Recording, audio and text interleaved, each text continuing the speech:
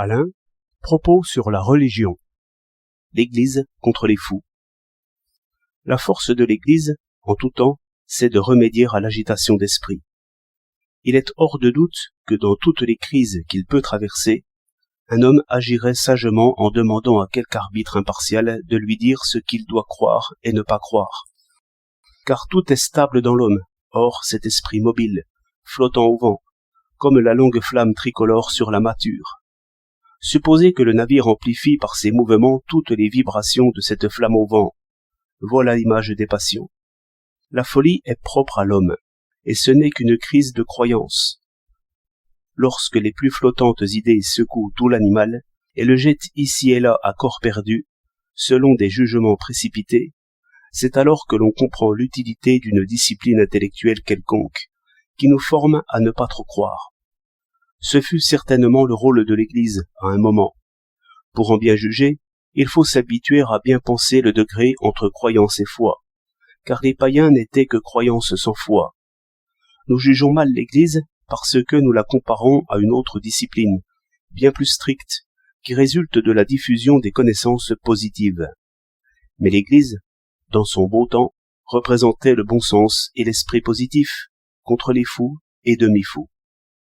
La guerre de l'Église contre la science changea les rôles et rejeta le curé dans le camp des visionnaires et des magiciens. Mais, dans cette convulsion contre elle-même, l'Église manqua à son propre esprit, qui était raisonnable. Quelle difficulté théologique réelle y avait-il donc à admettre que la Terre tourne, quand nous voyons qu'un Descartes fonde si élégamment sa physique sur la théologie, et Malebranche aussi bien. Dans les universités anglaises, n'importe quelle étude, aussi positive que l'on voudra, s'accommode encore du titre de théologie naturelle. Et pourquoi non? L'Église enseigne et cherche l'ordre, non le désordre.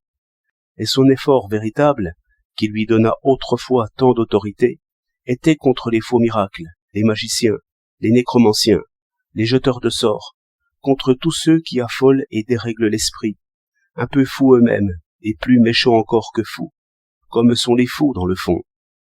L'Église, comme moment du développement humain, oppose la foi à la croyance, et, par exemple, veut qu'on s'en rapporte à un directeur, dirigé lui-même, avant de suivre n'importe quel rêve ou n'importe quel délire. Ce ne fut qu'un moment de l'histoire, mais on redescendrait au-dessous de l'Église si l'on croyait maintenant que la pensée libre consiste à se livrer à l'opinion du moment. La structure de l'homme explique que le premier mouvement soit toujours funeste, et la première idée qui vient toujours fausse. Et, puisque chacun veut être son propre directeur, qu'il s'applique à se défier des passions autant que le directeur d'autrefois se défiait du diable. Si nous voulons donc continuer la courbe du progrès, sachons bien que c'est la science qui doit prendre la suite du culte et du Dieu. Ce grave esprit de théologie laïque est assez anglais, comme je l'indiquais. Il est aussi protestant, comme on peut l'apercevoir sans peine. Telle est la signification d'une leçon de géométrie. L'esprit s'y exerce à la possession de soi. L'attention immobile est un beau triomphe sur les passions. Même la contemplation physicienne nous rend dignes de l'esprit. Au fond, ce n'est pas une chose profane que se jeter dans l'astronomie. Cela est sérieux. Cela est noble parce que cela exige la paix de l'âme. Le tremblement de Pascal ferait bouger le télescope.